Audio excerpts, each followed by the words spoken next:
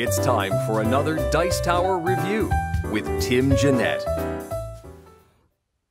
Hey everyone, this is Tim Jennette, the Metal Meeple, and in this video we're taking a look at Bitcoin Empire.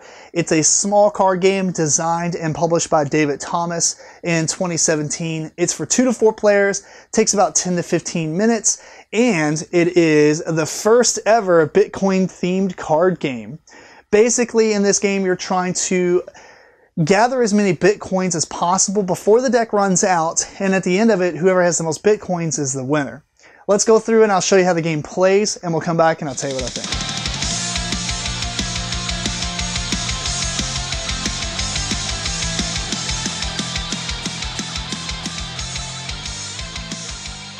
So Bitcoin Empire comes in a small little box. There's about 54 cards in here.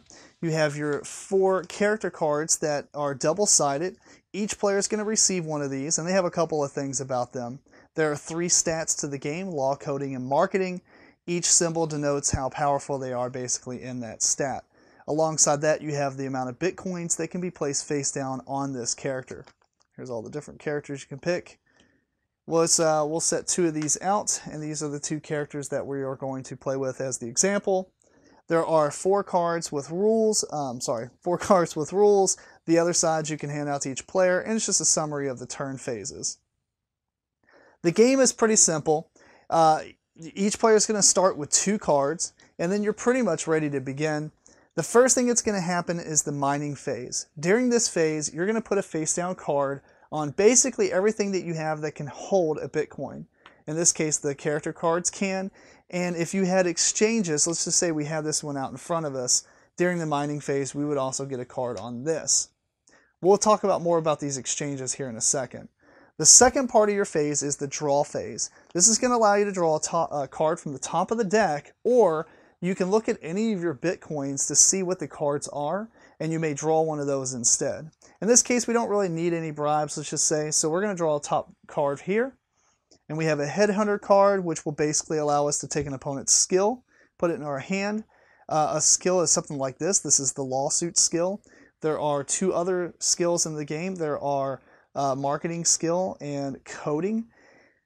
If you wanted to, during the third phase of your turn, which is the action phase, you can choose a skill card to play in one of 2 ways. One way you can play it is to put it underneath your character card to increase the skill for that type. So in this case, I would have 2 law.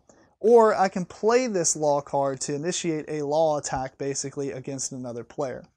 Since this other player does not have any Bitcoins, we're simply just going to do this, and it's going to be the next player's turn. Again, they're going to start with 2 cards, and the first thing they get to do is mine.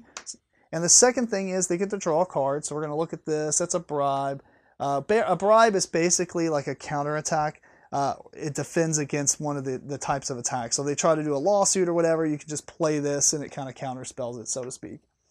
In this case, we're going to draw the top card here, and we're going to say, in order to initiate an attack, you have to have more symbols of whatever type of card you're playing. So I've got coding here. I don't have any symbols in coding, so it would be kind of pointless. But the reason you want to do an attack is to knock out the Bitcoins of the opposition, basically.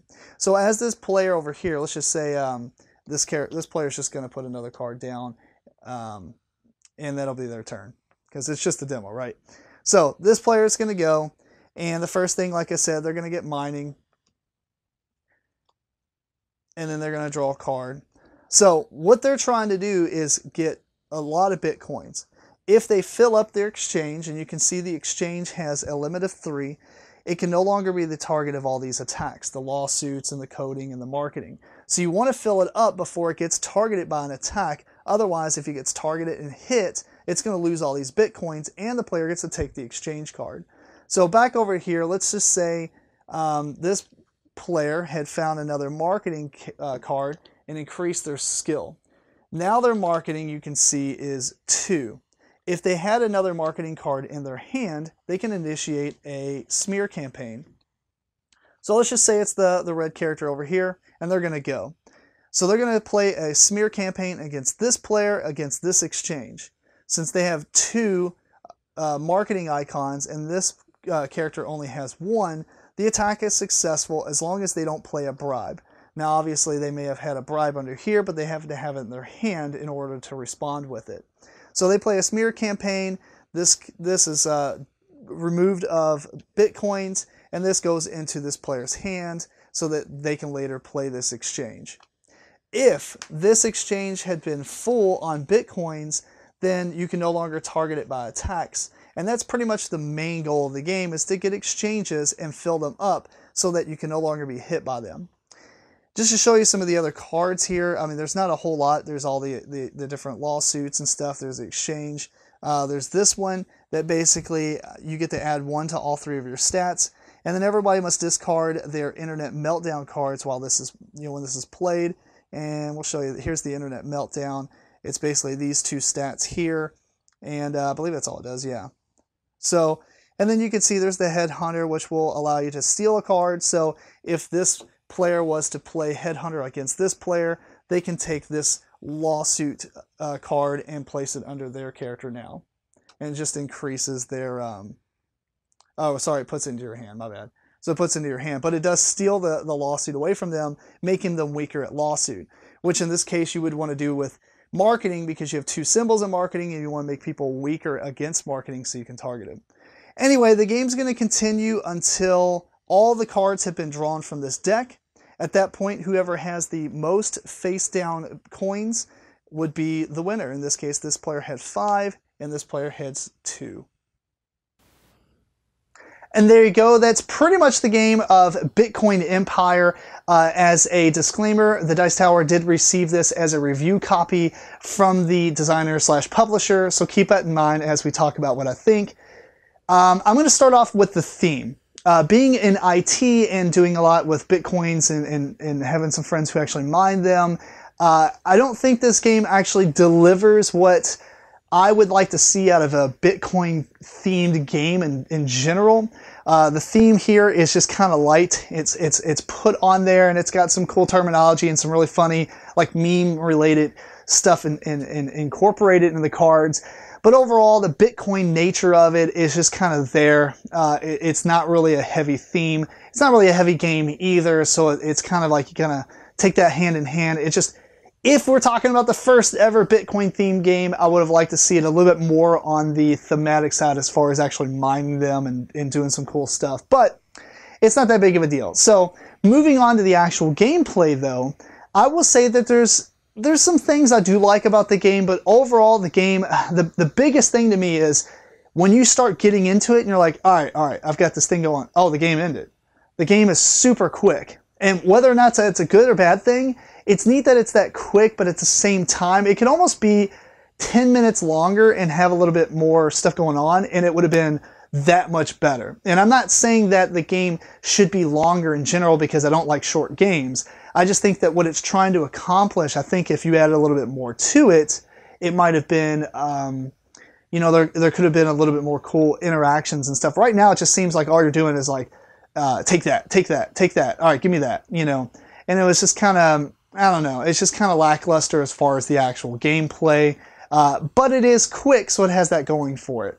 I do know that there is a newer version of it as far as when you check out bitcoin-empire.info. It looks like there is a new game or a new version of it that has more cards and everything, but I'm sure it looks like it's kind of the same length, I guess.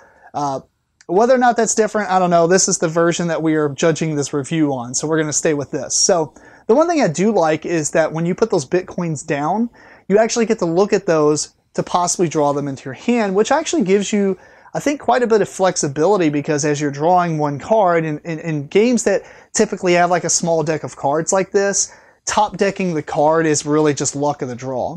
And it kind of is still luck of the draw here, but you have all these bitcoins that you can possibly draw that one card you need, right? If you know that somebody's going to attack you and one of the bitcoins on that card is a bribe, take that in your hand and now you're kind of safe a little bit, depending on the number of players, etc.